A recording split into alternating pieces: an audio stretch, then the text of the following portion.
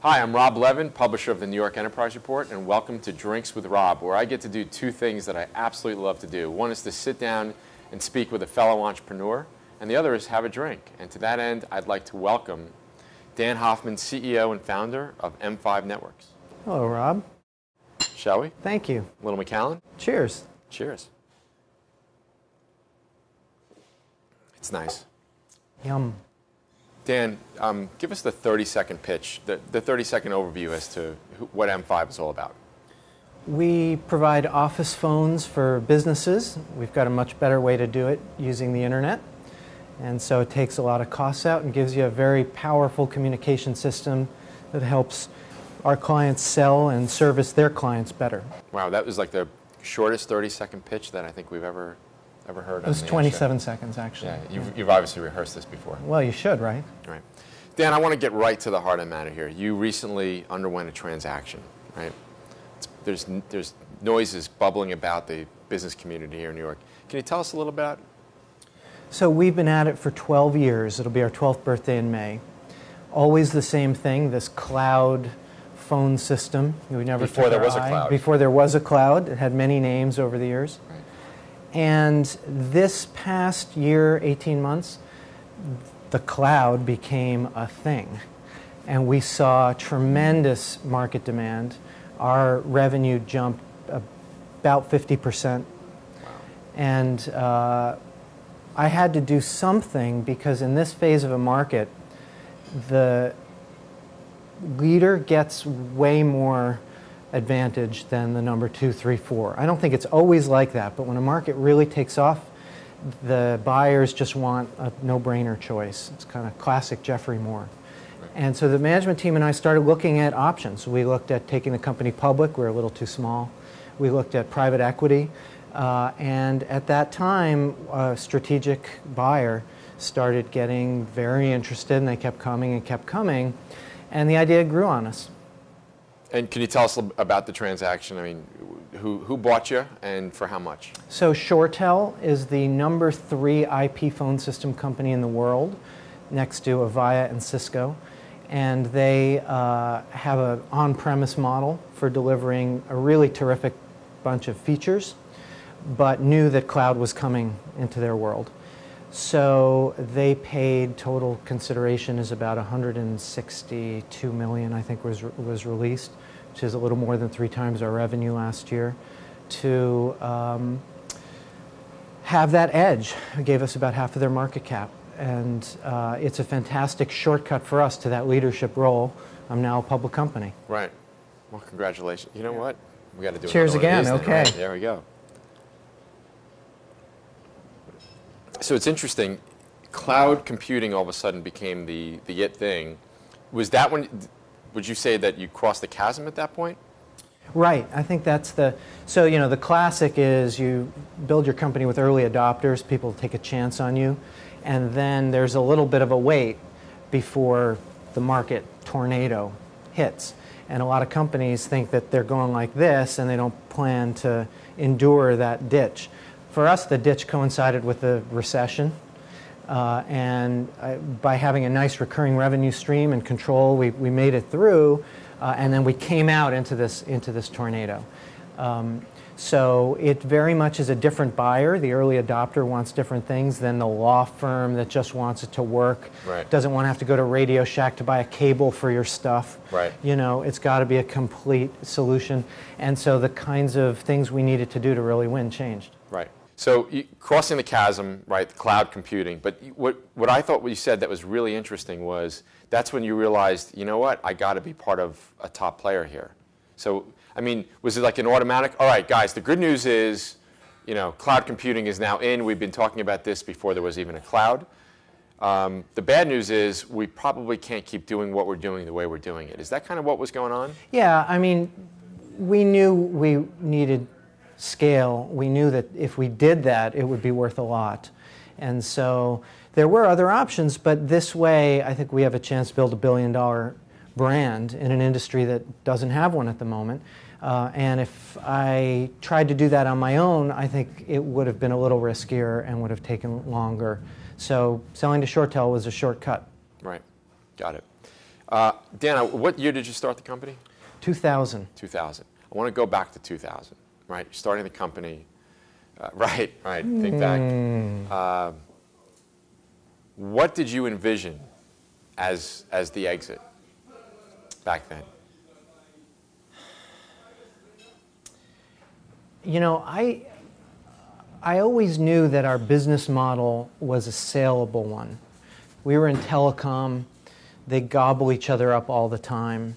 You have recurring revenue and customers. You're always have some value. But the story of the company has been there's sort of this downside in our business model that's fairly safe. We could have sold the customer base and the revenues, with an upside that's exciting, which is to use our software to really invent something more valuable. So I can only think maybe in 3-year chunks, and I'm always wrong, but anyway, that's Right. sort of how it works. And every step of the way, we were trying to take that swing at the upside, but protecting the downside, knowing that, you know, at the right moment, we could sell this business, but always wanting to go for it. So how early on did you realize you had to invest not only in an infrastructure, but in the software that would actually differentiate you, knowing that would change the multiple, right? Yeah, I mean, we built our software piece by piece. The biggest pivot was 2006, which was when we took venture capital. Right. And that coincided with this moment when we said, you know, we really have to become a software company. And so we took the money, we acquired a little group and a code base, and we started what's been a 6-year journey, I guess now, to learn how to develop products ourselves and learn how to listen to customers when you do that and learn how to scale them. And that's been a really fascinating chapter. How did your employees take the news? I was really worried about that. I mean, I think we were all in the same boat. There was a mixture of nostalgia and excitement. And I spent a lot of time with staff the last few weeks checking in. There's definitely some people that really had a lot of emotions around it, and that came out in all kinds of weird and wacky ways, as it always does at work. And other people said, wow, this is great for my career, this is a natural step for the company. And on balance, everyone signed up. You know, we had a moment where they might not have, and people are psyched for the new phase. Cool. You must have done a good job communicating to the team. We did spend a lot of time on that, but you know, it helps because the management team and I mean, we're excited. We're staying. Right. You know, that says a lot. Yeah. I want you to think back now a little bit past 2000, right? Can you tell us about a low point that you had in the company? I mean, you went through a couple of recessions. There's all sorts of things, recession or not, that happen to a growing business, right? Anything that you can recall for us? Well, you know, there was this moment in 2008 in the summer, and our business is subscription. You pay us per handset, so we started to see that people weren't adding handsets, adding employees as much anymore. So I went into a board meeting and I said, you know, I'm reading the news and we're seeing this pattern. I have a plan to take some jobs out, so I think we should watch this, and in 6 months, if it's continuing, we'll execute my plan. This is the reason why you want to have experienced venture capitalists and the reason why you don't want to have experienced venture capitalists. And literally, and the way it played out in my head was one of our VCs took his shoe off and banged it on the table and poked me in the chest and said, if you think that this is going to happen, we're doing it right now. And I got all defensive, and you know, these are great people. We had about 150 employees at that time. They pushed me to do this, and we took 50 jobs out.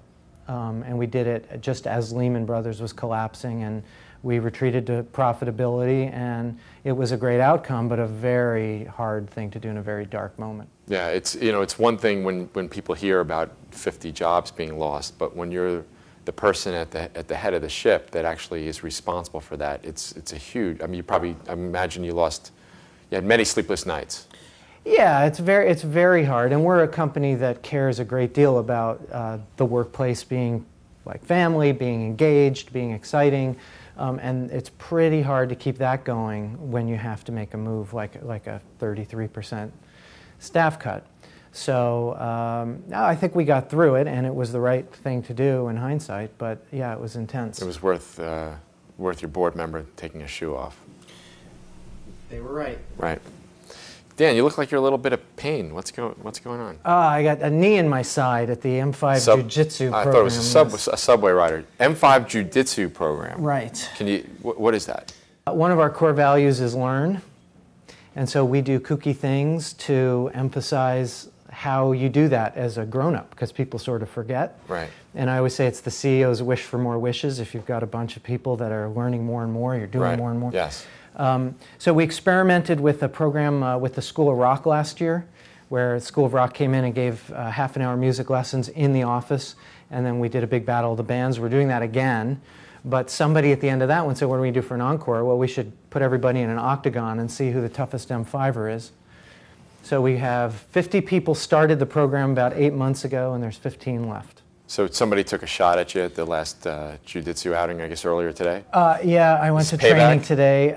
Well, you know, I'm getting old, Rob, and these 19-year-old Brazilian trainers have sharp knees. Right. We keep getting older, and they keep staying the same. That's what's going on. Right, right. So what's next for you, Dan?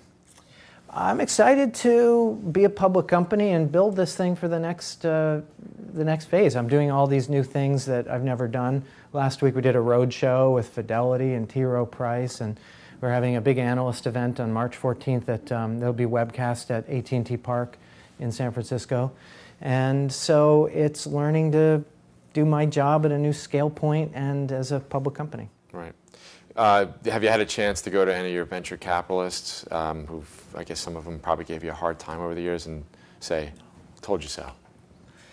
No, I haven't had a chance yet, but I'm definitely going to do that. Right. Okay, I'm not going to ask for names. Yeah. Dan, I want to thank you for helping us out here with Drinks with Rob. Thanks, Rob. Good luck with really the new rest of your life. Thank you. Right. To that end, let's there we go.